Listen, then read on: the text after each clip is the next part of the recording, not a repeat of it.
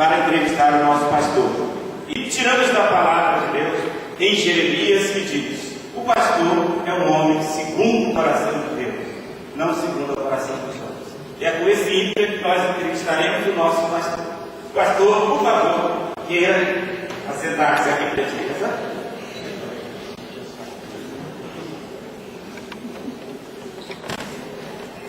Bom dia, pastor. Bom dia. É um prazer muito grande para a igreja e para nós estarmos aqui conversando com o senhor.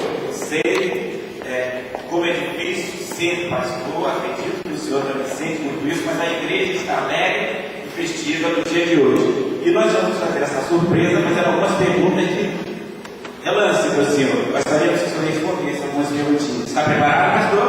Tudo bem. Vamos lá. Está sendo filmado, a TV vai aparecer amanhã. Muito bem, pastor. A entrevista, algumas perguntinhas especiais. Quando e como foi que o senhor sentiu que havia recebido o chamado para explorar, pastor? Deus me chamou para o ministério quando eu estava ainda um menino. Participava da organização Embaixadores do Reino, a Igreja Batista em Vigário Geral. Tinha, naquela ocasião, 11 anos de idade. Meu pastor era o pastor Luiz Ribeiro. E o pastor era um homem muito ocupado. Ele era advogado, era diretor do Ministério do Trabalho e tinha muitas ocupações além de ser pastor da igreja.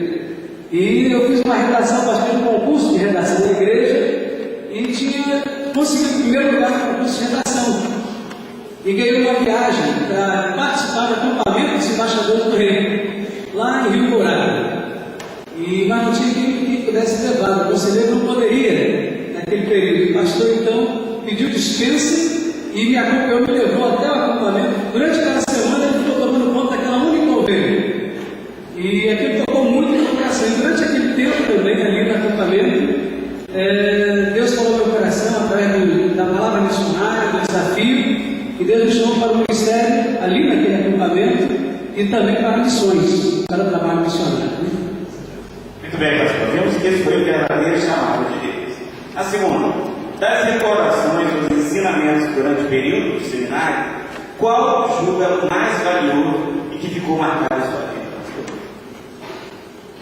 Um ensino marcante do seminário, acho que ainda hoje eu procuro observar, é o desejo de dar o melhor e dar tudo de si na preparação do rebanho, em equipar o rebanho. Um ensino muito importante, eu achei fundamental durante todo aquele período de estudos passado pelos professores, é que o pastor era o dispenseiro. Ele é o que toma conta da dispensa. Se encontra dentro de casa, ela toma conta lá do armário, ele guarda toda a comida, e de lá ela tira. Quando ela vai preparar a mesa, preparar a comida, ela vai lá o melhor alimento, e vou preparar hoje um bom macarrão, então ele tira lá o melhor daqueles temperos e prepara e põe a mesa da maneira mais bonita, mais atraente possível, né? Assim também, Paulo apresenta o pastor como dispenseiro da palavra. Ele é que toma conta da dispensa, tem a obrigação de colocar na mesa o alimento. E deve ser todo alimento, não pode ser um tipo de alimento só. A igreja deve ser fortalecida em toda a palavra, em todos os temas da palavra. Todas as famílias, às vezes na casa, o filho não como isso, não como aquilo, não como aquilo outro. Mas todo alimento é importante para a edificação do corpo, para que o corpo seja fortalecido. Na igreja, da mesma forma, o pastor deve estar preocupado em alimentar a igreja com toda a palavra. Não parte da palavra, mas toda ela. Muito bem, pastor. Todos nós temos momentos bastante marcantes em nossas vidas. É isso? E nós aqui gostaríamos que o senhor dissesse para a gente qual seria o momento, se existe apenas um lugar, mas aquele que mais marcou durante esses anos da sua vida. Creio que poderia ser não só para mim, mas também para a minha esposa e meus dois filhos, a nossa partida para o campo missionário, né? Um momento realmente muito marcante. Nós estávamos vivendo o ministério, eu creio que o ministério de missões junto com o pastor, o ministério quando a igreja estava realmente num crescente e vivendo um momento de glória na igreja e fantástico de relacionamento, de construção. E naquele momento então Deus nos chamou para um missionário na África. E foi um momento difícil para nós, um momento difícil para a igreja. é logo também um momento de grande realização para mim, para a Vanusa, e de crescimento também para as nossas filhas. Né? Muito bem. A quarta pergunta é: dentro de seu ministério de pastor, o que mais gosta de fazer? E qual seria, o senhor acredita, a sua grande realização exercendo esse ministério? Eu gosto de pregar, sou apaixonado pela pregação. E logo que chegamos à África, houve um período de aculturação. Tivemos passado um período de alguns meses, onde eu estava aprendendo inglês, aprendendo cultura africana, e ficamos num seminário retirado lá no interior mesmo de África do Sul, bem próximo de um dos nossos parques, onde leões ficam soltos, aqueles animais todos, né? E lá próximo daquele parque, nossa tarefa era apenas ouvir e ouvir, eu tinha pregação. Então eu fazia tudo doméstico, eu tinha que pregar em casa. Então pregava no culto doméstico. Então amo a pregação do Evangelho, amo realizar as celebrações da igreja, cerimônias da igreja, e gosto de fazer realmente com toda atenção, com todo cuidado. E procuro realmente dar o meu. Perfeito. Olha só, pastor, o senhor já falou que o momento mais marcante foi essa missão, período missionário. Mas nós gostaríamos de saber um pouquinho sobre essa África. O que marcou de fato na África essa missão, senhor? Nosso ministério, o ministério na África foi marcado por muitos momentos e se tornaram inesquecíveis para nós, né? Mas sem dúvida alguma, um marco do trabalho missionário foram os livramentos que Deus nos proporcionou em diversos momentos. Nós tivemos alguns momentos de instabilidade. Quando estivemos visitando Zimbábue, o país estava vivendo uma guerra civil. Então havia toda uma complicadora aí, complicação, né? Quando chegamos no país, havia uma situação difícil e Deus nos deu livramento ali, de forma espetacular. Nós estávamos chegando, entrando no país, era a primeira vez que entrávamos ali no país, e não conhecíamos nada, o inglês era muito pouco, e logo que então tínhamos que atravessar o deserto até chegar à cidade mais próxima. E aquela região de fronteira era uma região muito perigosa, como acontece em todo o país, a região de fronteira é uma região de perigo, né? E estávamos com um carro velho, e no meio do caminho, o carro quebrou a correia do carro, né? E paramos no campo, e as meninas pequenas, muito pequenas, e quase não passava carro, passou uma carreta, passou um outro carro maior, e tentávamos parar, e um carro parava, estrada deserta, né? E eu pedi a alguns das meninas que estivessem orando, orem, porque esse lugar é perigoso, o país está vivendo aí uma turbulência, uma guerra civil, não podemos ficar parados aqui. Elas continuaram lá no carro orando, eu continuei pedindo que alguém parasse. Passaram mais um dos carros que pararam, até que passou um carro branco, um caminhonete, e parou mais adiante. Quando foi o encontro dele, eu reuni todo o inglês que eu tinha, e não era quase nada. Eu estava recém-chegado. Tentava falar com ele, mais gesticulava de falar, mas depois de toda aquela explicação, o motorista virou para mim e falou em bom português: "Você é brasileiro?" Do outro lado do mundo, né? Do outro lado do mundo. E ele disse que ele percebeu que tinha uma mulher e criança no carro, então ele viu que deveria parar para ajudar. Porque uma semana antes, um casal de amigo deles teve um problema no carro e foram mortos ali, naquela mesma estrada. E ele então, quando viu a cena, um homem, uma mulher, crianças, ele então decidiu parar e socorrer, ele removou o carro do hotel, deu toda a assistência. E já era quase noite, já era 5 vezes 6 horas da tarde. E quando voltamos ao Brasil em férias, tivemos visitando uma igreja para a conferência missionária, e ali a primeira palavra que nós tivemos é a lembrança de que quando nós chegamos à África e a Junta de Missões noticia, através do PIN, Programa de Intercessão Missionária, algumas atividades dos missionários para que os intercessores estejam orando, e avisaram que nós estaríamos visitando Zimbábue. E aquela irmã então disse que as mulheres da igreja se reuniram para orar. pela nossa entrada dos embarques. Bem, mais impactante do que isso, gente, é a emoção do pastor Santos quando se fala em área. Vocês perceberam? Emocionantemente nessa entrevista, né, eu não sou repórter, não sou nada disso, mas fico emocionado quando vejo as lágrimas saindo do som do pastor. Impactante, de fato. Mas vamos dar continuidade à nossa entrevista, né, mas a pessoa está preparada para as outras perguntas. Então vamos lá. O que o senhor sentiu quando viu que era a vontade de Deus que viesse pastorear essa igreja? Tivemos realmente um momento muito difícil para a decisão sobre ir para a Penha. Nós estávamos ajudando a Igreja Batista de Campo Grande, com o propósito de ficar não muito tempo, mas o relacionamento com a Igreja de Campo Grande cresceu muito. E havia uma expectativa realmente naquela igreja, já havia esse sentimento dos irmãos, que pudéssemos ficar muitos anos ali. Mas quando chegamos a Campo Grande, já tínhamos dito que não sabíamos exatamente para onde Deus estaria nos levando, mas tínhamos o desejo também de realizar um ministério pastoral integral. E quando surgiu o convite para a Penha, havia muita dúvida nesse momento por causa do relacionamento que havia crescido com o Campo Grande.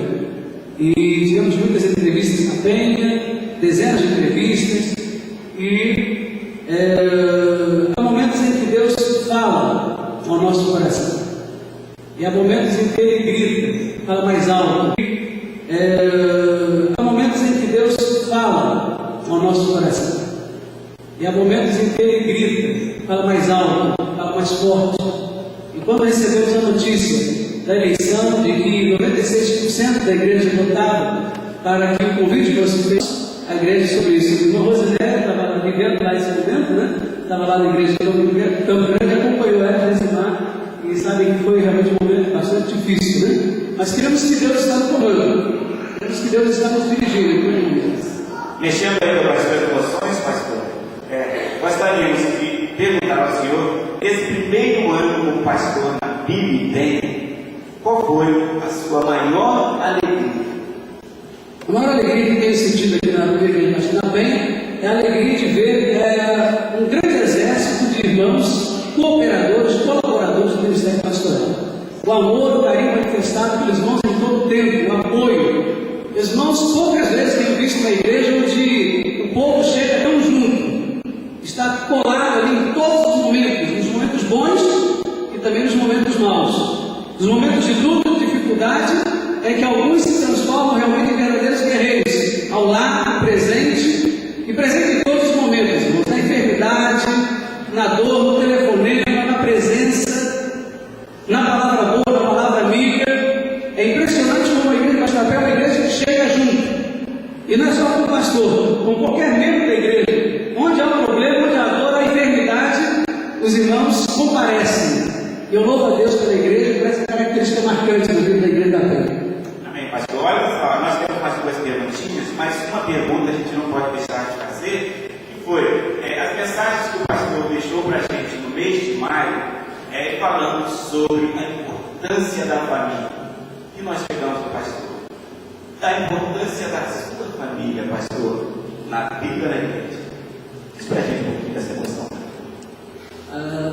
Nossa família tem sido, na verdade, um grande esteio na minha vida pessoal e também no ministério, né? Deus nos deu uma família linda, uma família maravilhosa, uma família que nós amamos. Cada um de nós amamos estar juntos, vibramos por estar juntos, e quando nos distanciamos por um pouco de tempo, quando nos reencontramos, é uma alegria muito grande, muito abraço, muito beijo, porque amamos estar juntos como família. E eu louvo a Deus também pela riqueza que Deus tem dado na nossa família com relação a ministério, né? Quando decidimos ir para a África, foi uma decisão tomada em família. Quando decidimos voltar ao Brasil, foi uma decisão tomada em família. Quando decidimos vir para a Penha, o coração das meninas especialmente estava muito engajado no Campo Grande, mas no momento crucial eles disseram, não, nós vamos chegar juntos na primeira igreja batista na Penha. E quando eu vejo hoje aqui Vitória ajudando lá no maternal, Juju também com atividades de aniversário, né? E como elas amam estar na igreja, e quando chegam domingo, olha para a igreja, precisamos levantar cedo, não precisa falar duas vezes, né? Elas estão sempre prontas para vir e venha o que vier, aconteça o que acontecer, e algumas situações difíceis que às vezes surgem na igreja, né? E ficamos preocupados com as crianças. Nós queremos, meus irmãos, que a igreja seja um lugar onde nós possamos ver nossos filhos crescendo, aprendendo a amar a igreja. Venha o reverso que vier, eles cresçam entendendo que a igreja é o melhor lugar do mundo para eles estarem. Uma coisa que me impressiona, meus irmãos, é a maturidade, a firmeza com que minhas filhas têm atravessado as últimas semanas, os últimos meses que temos passado por aqui. Eu creio que com mais firmeza, com mais determinação, com mais equilíbrio, algumas vezes, do que eu e a Luz. E nos ensinando, como em alguns momentos na arte, nos fortalecendo nas decisões, especialmente a decisão que vou seguir. Então Deus nos tem dado de fato duas pérolas que parecem ser muito frágeis, mas na verdade são dois gigantes. E eu louvo a Deus pela vida deles. Bem, pastor, eu acho que essa emoção exige um pouco de água, não é? Quando der uma pergunta, a gente fazer a fazer. É isso. Olha só, a próxima pergunta, ela está saindo um pouco do foco de pastor. Tá? Vamos fazer uma pergunta que é ligada exatamente a algumas considerações. Por exemplo, saindo um pouco do foco da questão do pastor, mas que consideramos muito importante, na sua opinião, qual a importância de uma igreja unida e voltada verdadeiramente para Deus? Creio que essa é a igreja dos sonhos de Jesus. A igreja esteja unida, a igreja esteja caminhando em uma única direção. Que a igreja não seja uma igreja com grupos que cada um busca seu próprio interesse, cada um caminha numa direção diferente, mas que todos caminham numa única direção. A igreja que reconheça a autoridade pastoral. A igreja que saiba ouvir a voz do pastor, identificar a voz do pastor e seja obediente à voz do pastor. Desde todos nós precisamos de um pastor. Pastor precisa de pastor. Precisa também ser pastoreado. Ele é pastoreado pelo Supremo Pastor Jesus, mas ele também é pastoreado por um colega mais experiente, que possa trazer uma palavra amiga, uma palavra de sabedoria, de direção, né? Todos nós precisamos de pastor. E quando nós nos rebelamos contra a autoridade pastoral, nós na verdade perdemos o foco da nossa situação como crentes, como membros da igreja, como membros do corpo de Cristo. Perdemos tudo, perdemos a direção. É importante, meus irmãos, que nós tenhamos isso muito firme em nossas mentes, né? Qual a nossa posição como ovelhas? De fato, a igreja deve caminhar unida. Igreja dividida, meus irmãos, não é e nunca foi o sonho de Jesus para a igreja. Bem, pastor, estamos encerrando, mas antes de encerrarmos, a mesa está aqui, nós podemos jogar um ping-pong. Podemos? Aqui, vamos lá, essa disputa de ping-pong é a rasteira. Vamos lá, vamos pegar o pastor. Pastor, nesse ping-pong são 5 palavrinhas que o senhor vai dizer rapidamente para a gente responder. Fé. Trabalho muito bem. Demorou muito. A igreja. Vive bem. É a igreja. Família. A que eu tenho, que Deus me deu, maravilhosa. Sonho. Sonho de ver a igreja crescendo, unida e caminhando na direção dos propósitos que Deus tem para ela. Deus, a grande motivação do nosso trabalho. Amém, Jesus. Agradecemos a todos e parabenizamos também os pastores presentes aqui no culto, tá? Essa entrevista não foi só ao pastor Edmar, mas uma homenagem também para todos os pastores que passaram por essa igreja e para todos aqueles que estão presentes. Eu estou vendo aqui o pastor Edson, parabéns, pastor Edson, nesse dia. E agradecemos o pastor Sebastião, pastor, presente mais algum pastor, considere-se também homenageado. E agora, muito obrigado, pastor, mais uma vez. Obrigado por tudo, obrigado pela emoção.